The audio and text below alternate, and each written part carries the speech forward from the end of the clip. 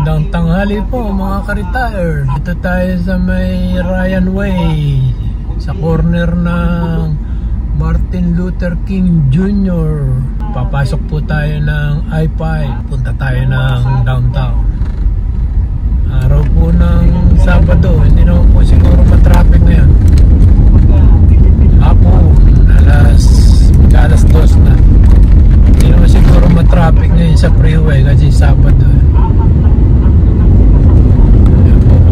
Tayo sa freeway. Yung kabila po, yung kaliwa papuntang Portland yun eh. Dito parang makapasok ka ng I-5 paikot. Yan po, papasok na tayo sa freeway. Yan pa, yung isang tren, yung taas.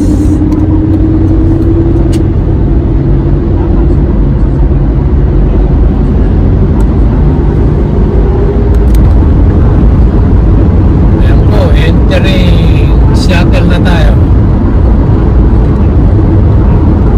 Seattle din tayo galing, kaya lang doon sa bandang south. Kaya lang pagpasok dito sa freeway para nakakalito. Seattle ka galing, pagpasok mo ng freeway, yan sabihin, entering Seattle. Takwila ba yung, kumbaga sa ko, Takwila yung I-5 na yun.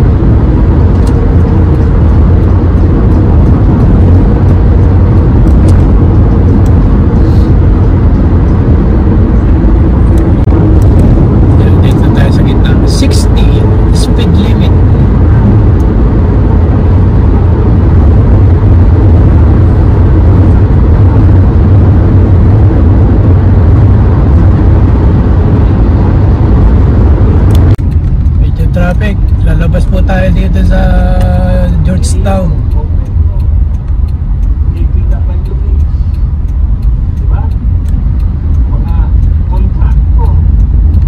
May game siguro, may traffic. Baka naman sarado yung kuwan. Sarado yung I-5 ulit. Ang ginagamit yung kuwan lang.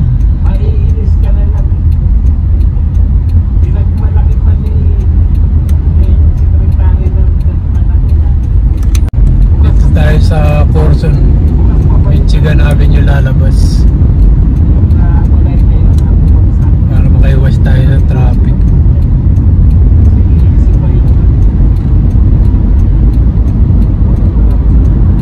Mga 20 minutes lang naman siguro yung traffic na yun. Kaya lang mas masarap yung umuusad. Ito na, sa Corson na tayo. Traffic na traffic sa kanan.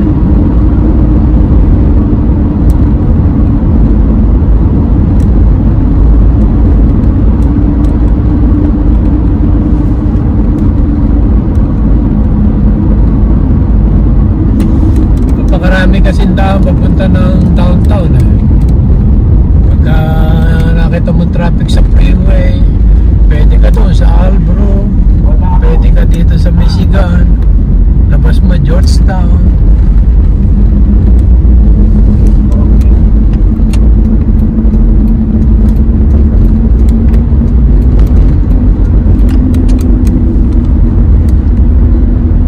Para makuha mo yung First Avenue.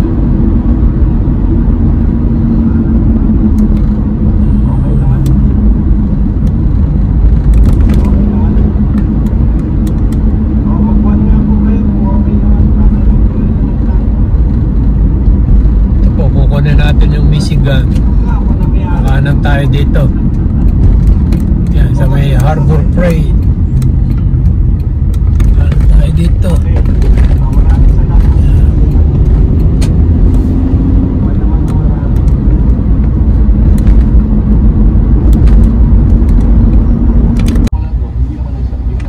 Ito na tayo sa First Avenue. Diretso pa tayo. Dito tayo sa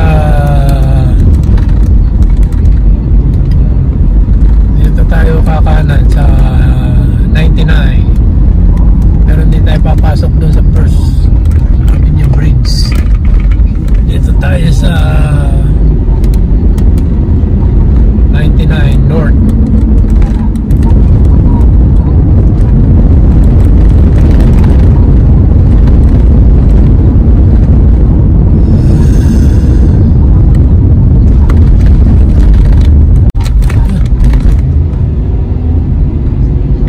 Yan pong sa kanan. Karamihan yan nagpe-First Avenue. Kami diretso.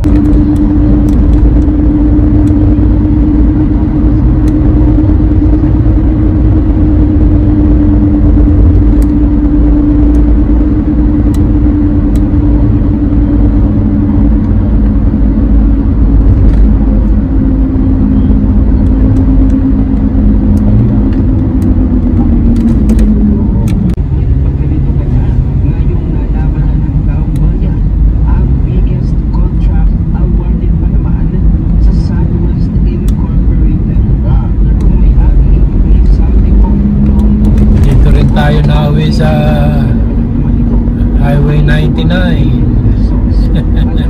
Pasok tayo doon sa may Martin Luther King sa I-5. Pagdating natin bago dumating ng Albrook sa Michigan ay traffic na, kaya dito na tayo sa loob ang pumasok. Pwede rin naman doon sa Albrook, alabas mo doon sa First Avenue, sa Spokane Bridge, West Seattle Bridge, tapos mag-First Avenue tayo. Mas nauna tayo lumabas dito sa Corson, Michigan exit. Ito na tayo sa Highway 99.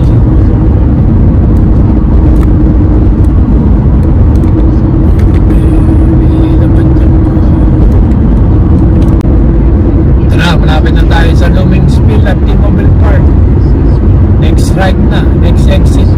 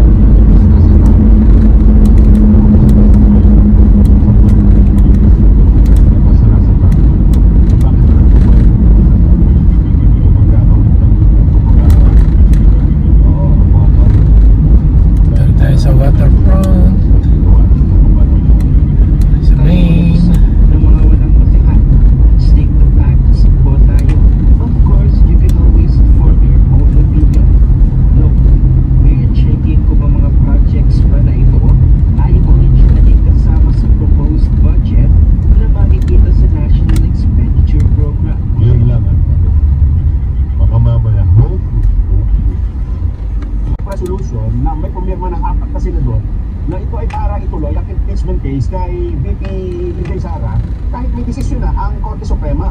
Ang 4 na ito ay sina Senador Rizal Tiveros, Francis Pangilinan, Tito Soto at Bob Aquino. At sila ay umaasang may iba pang pipirma para masimulan daw po ang impeachment. May petang inilagay August 6. Shuttle Ferry Terminal dito sa kaliwa. Ito sa open Bago na rin yan. gagawin sa impeachment complaint. Bago na rin yung bridge nila, yung tawiran ng tao. Ibig sabihin kung unanimous, 13